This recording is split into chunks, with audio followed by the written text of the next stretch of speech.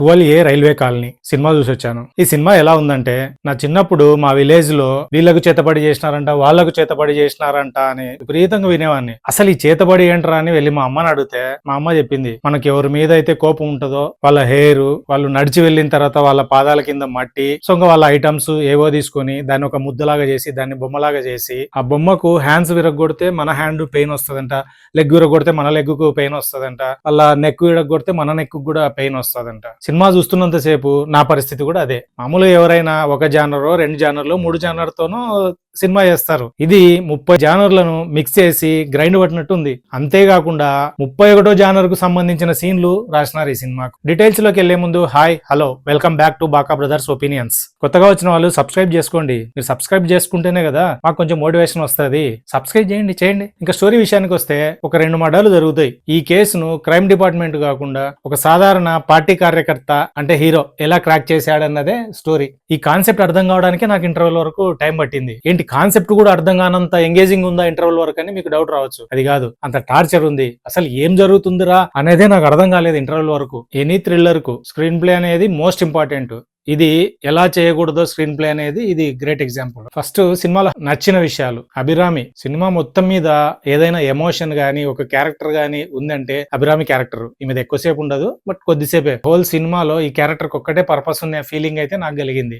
Next Anish Kuruvilla తన family గురించి reveal చేసే ఒకటి, అది కూడా ఇంట్రెస్టింగ్ ఉంది. ఈ 2 తప్ప మిగతాది ఏది నాకు ఇంట్రెస్టింగ్ అయితే అనిపించలేదు. ఇప్పుడు నచ్చని విషయాల గురించి మాట్లాడుకున్నాం. ఫస్ట్ ఇదేంటి, murder mystery investigative thriller. Cinema చూసిన తర్వాత నాకు అర్థమైంది వాళ్ళకి ఎనీ మర్డర్ మిస్టరీలు థ్రిల్లర్లు ఎలా స్టార్ట్ అవుతాయి. బేసికల్ గా మర్డర్ జరిగింది, దాని తర్వాత ఇన్వెస్టిగేషన్ స్టార్ట్ అయింది. ఇన్వెస్టిగేషన్ లో స్టేజ్ బై స్టేజ్ ఇలా రిలీజ్ అవుతూ ఫైనల్ గా బిగ్ రివీల్ ఉంటుంది. ఇది రెగ్యులర్ అనుకున్నారేమో ఈ రైటింగ్ టీము. సో వీళ్ళు ఒక ఫార్మాట్ ఎంచుకున్నారు, దాంట్లో తప్పు లేదు. పోనీ ఇది ఇంట్రెస్టింగ్ ఉందా అంటే చండాలంగా ఉంది. ఫస్ట్ హాఫ్ మొత్తం ఆ లవ్ తిరుగుతూనే ఉంటది. ఎంతసేపు రా ఈ టార్చర్, అసలు థ్రిల్లర్ కదరా, ఎక్కడరా థ్రిల్లింగ్ అనే ఫీలింగ్ మనకు వస్తున్నప్పుడు ఇంటర్వెల్ టైంలో అప్పుడు ఒక థ్రిల్లింగ్ స్టార్ట్ అవుతుంది. ఇంటర్వెల్ తర్వాత ఒరిజినల్ గా స్టోరీ స్టార్ట్ అవుతుంది. సో ఆ ఇంటర్వెల్ ఆ బ్యాంగ్ వదిలేస్తే మిగిలిన ఫస్ట్ హాఫ్ మొత్తం తీసి చెత్తబుట్టలో పడేయచ్చు. ఇంటర్వెల్ తర్వాత ఇంత స్టోరీ ఉంది, ఇన్ని క్యారెక్టర్లు, ఇన్ని ట్రాక్లు ఉన్నాయి. సో అవన్నీ మనకు ఒక్కొక్కటి ఆ ల్యాండింగ్ చేయడానికి టైం పడుతుంది. సో అప్పుడు ఏం చేసినారు, సింపుల్ గా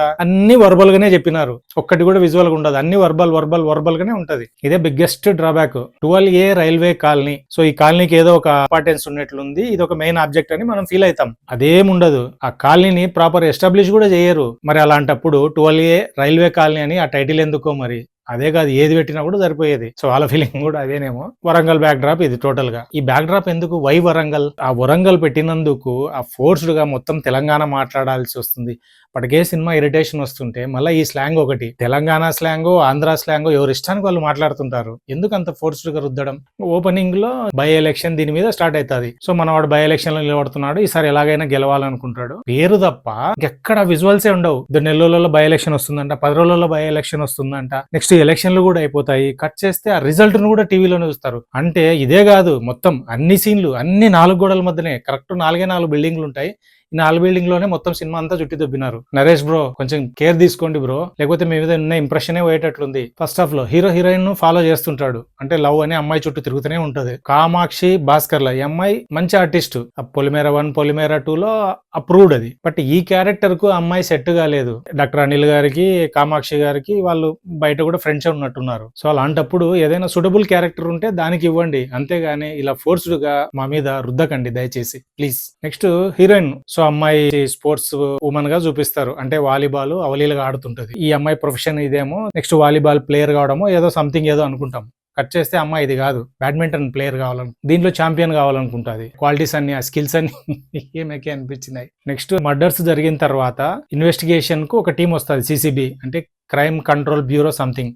దీనికి హెడ్ వచ్చేసి సాయి కుమార్ గారు. ఇక్కడ నుంచన్నా సినిమా పేస్ అందుకుంటుందేమో అనుకుంటాం. అబ్బే ఈయన కూడా అంతే, సేమ్ ఆఫీస్ లో కూర్చుంటాడు, మొత్తం వర్బల్ గానే. ఒక్కసారి అట్లా ముంబైకి పోయేస్తాడు అంతే. ఈయన పని కూడా ఆ నరేష్ నే చేయమంటాడు, ఆయనే చేసుకుంటుంటాడు. ఆ ముంబై అంటే గుర్తు వచ్చింది ఒకటి, నరేష్ ఇన్వెస్టిగేషన్ పని మీద ముంబైకి వెళ్తాడు. సో ఇందాక బడ్జెట్ గురించి మాట్లాడుకున్నాం కదా, దానికి ఒక ఎగ్జాంపుల్ చెప్తాం మీకు. అదేంటంటే నరేష్ ముంబైలో ఉన్నాడు అని మనల్ని నమ్మించడానికి వెనక ముంబై ఇండియన్స్ IPL టీం ఉంటది కదా, దాని ఫ్లెక్సీ ఒకటి పెట్టింటారు. ఏంది బ్రో ఇది అనిపించింది. మేము నమ్మాము, అది ముంబైయే, ఓకే దయచేసి అలాంటివి పెట్టొద్దు బ్రో, పెట్టి ఇంకా కామెడీ చేయొద్దు. ఇంటర్వెల్ హాస్పిటల్ టైంలో నరేష్ కు చిన్న యాక్సిడెంట్ లాగా అయితే హెడ్ కు దెబ్బ తగులుతుంది. సో దీని తర్వాత హాస్పిటలైజ్ అవుతాడు. డాక్టర్ చెప్తాడు ఆయనకు గతం పెద్దగా గుర్తుండదు అని ఎట్లా చెప్తారు. సో ఇది వరకు ఫైన్, ఓకే, ఓహో ఇది కూడా జాయిన్ అయింది అనుకుంటాం. నెక్స్ట్ ఫర్దర్ ఇన్వెస్టిగేషన్ ఏముంటది, ఆయనకి ఏం కావాలో అది గుర్తొస్తుంటది. వద్దనుకునేది మాత్రం నాకు గుర్తు లేదంటుంటాడు. మరి ఇంత కన్వీనియంట్ గా నాకు ఇప్పుడు ఒకటి హైలైట్ ఒకటి విషయం చెప్తా. ఇది కూడా సెకండ్ హాఫ్ లోనే, ఈ అద్భుతాలన్నీ సెకండ్ హాఫ్ లోనే ఉంటాయి. మర్డర్లు జరిగిన తర్వాత నరేష్ హాస్పిటలైజ్ అవుతాడు. 3 రోజులు 4 రోజులు ఆ డేస్ ఏం చెప్పాడు. సో ఇదంతా అయిపోయిన తర్వాత ఆయన రికవర్ అయ్యి బయటికి వస్తాడు. అప్పుడు ఒకడు పరిగెత్తుకుంటూ వచ్చి చెప్తాడు బ్లా బ్లా బ్లా అని. వీళ్ళు పోతారు, అప్పటికే 3 రోజులు ముందు చనిపోయినారు అని చెప్తారు. అక్కడ 3 రోజులు, ఈయన 4 రోజులకు 5 రోజులకు బయటకు వస్తాడు. సో ఈయన వచ్చే టైంకి అప్పుడు ఆ డెడ్ బాడీస్ ను పాతి పెడుతుంటారు. వావ్ అనిపించింది. సినిమా చూస్తున్నంత సేపు అసలు ఈ స్టోరీ ద్వారా ఏం చెప్పాలనుకున్నారు, ఎవరి యాంగిల్లో సినిమాను ఫాలో కావాలనేది అయితే అసలు చాలా కన్ఫ్యూజింగ్ గా అనిపించింది నాకు. ఇదే అద్భుతం అనుకుంటుంటే రాణా ప్రతాప్ గారు ఉన్నారు కదా, ఇన్వెస్టిగేషన్ ఆఫీసర్, ఆయనకు మామూలు హై ఇవ్వదు. లేడీ ఆఫీసర్ వచ్చేసి, సార్ మీరు షార్ట్ టర్మ్ లో 50 కేసెస్ డీల్ చేసినారు, ఆయన 50 ఎలా ఫినిష్ చేసినాడో నాకైతే ఏం అర్థం కాలేదు. ఇన్వెస్టిగేషన్ ఎలా క్రాక్ చేసిన తర్వాత అమ్మాయి అడుగుతుంది, సార్ ఇంతకు హీరో ఎక్కడా అని. అది ఉంది తర్వాత, అదైతే మైండ్ పగిలింది, ఏంట్రా ఇది అని. అంత ట్విస్ట్ ఉంటుంది అది. ఇవన్నీ సరిపోదని ఫైనల్ గా ఎండ్ టైటిల్స్ లో ఇది 12A అయితే అది 13B రైల్వే కాలనీ అంట, అంటే సీక్వెల్ వస్తుంది. అది చూసిన తర్వాత నాలో చిన్న షివరింగ్ స్టార్ట్ అయిపోయింది. ఇంకా ఆర్టిస్టుల గురించి మాట్లాడుకుందాం. అల్లరి నరేష్ పాపం అక్కడే ఏం లేదు, ఉన్నంతలో బాగానే చేసినాడు. అభిరామి గారు చాలా ఎఫెక్టివ్ గా ఉంది, క్యారెక్టర్ అట్లే ఉంది, యాక్టింగ్ కూడా అట్లే ఉంది. ఇంకా టెక్నీషియన్ల విషయానికి వస్తే విజువల్స్ బాగున్నాయి, దానికి తగినంత మూడ్ క్రియేట్ చేయడానికి ఏదో తిప్పలో అన్నాడు సినిమాటోగ్రాఫర్. మ్యూజిక్ నాకు ఆ రీ రికార్డింగ్ ఒకటి ఉంటుంది సినిమాలో, అప్పుడప్పుడు వస్తుంటది థ్రిల్లింగ్, అది స్టార్ట్ అయినప్పుడల్లా, అది విన్నప్పుడల్లా నాకు కమల్ హాసన్ గారిది విక్రమ్ సినిమా రీ రికార్డింగే గుర్తొస్తుంది. మరి ఎందుకో ఏమో నాకైతే తెలియదు, అది నా ప్రాబ్లమే అనుకుంటా. ఓవరాల్ గా అయితే సినిమా అంతా చూసిన తర్వాత ఇది ఫ్యామిలీ డ్రామానా, థ్రిల్లరా, లేకపోతే మర్డర్ మిస్టరీనా, పారానార్మల్ రిలేటెడా, ఇవన్నీ ఏం అర్థం కాకుండా నంబుగా అలా థియేటర్ బయటికి అలా నడుచుకుంటూ వచ్చాను. సో సినిమా చూసిన తర్వాత మీకేమనిపించిందో కింద కామెంట్ రూపంలో చెప్పండి. నెక్స్ట్ ఇంకొక ఇంట్రెస్టింగ్ వీడియోతో మళ్ళీ కలుద్దాం. అంతవరకు టాటా, బాయ్ బాయ్, గుడ్ బై.